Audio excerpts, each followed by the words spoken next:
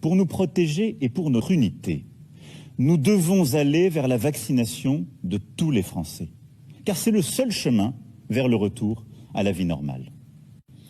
Dans un premier temps, pour les personnels soignants et non soignants, des hôpitaux, des cliniques, des maisons de retraite, des établissements pour personnes en situation de handicap, pour tous les professionnels ou bénévoles qui travaillent au contact des personnes âgées ou fragiles, y compris à domicile, la vaccination sera rendue obligatoire sans attendre.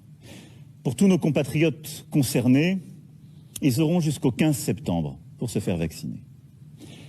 Il faut commencer dès maintenant. À partir du 15 septembre, des contrôles seront opérés et des sanctions seront prises.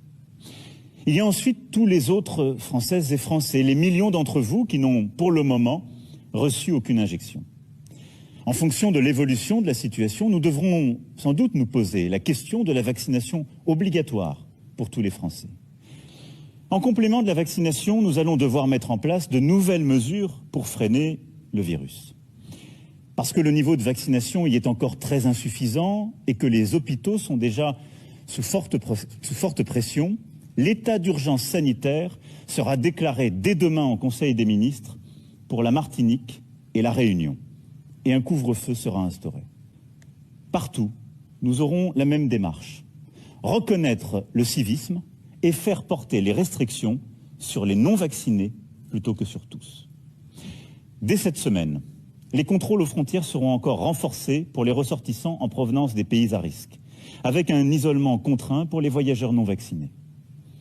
Dès le 21 juillet, le pass sanitaire sera étendu aux lieux de loisirs et de culture. Concrètement, pour tous nos compatriotes de plus de 12 ans, il faudra, pour accéder à un spectacle, un parc d'attractions, un concert ou un festival, avoir été vacciné ou présenter un test négatif récent.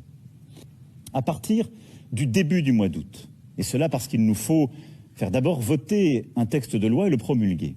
À partir du début du mois d'août, donc, le pass sanitaire s'appliquera dans les cafés, les restaurants, les centres commerciaux, ainsi que dans les hôpitaux, les maisons de retraite, établissements médico-sociaux, mais aussi dans les avions, trains et cars pour les longs trajets.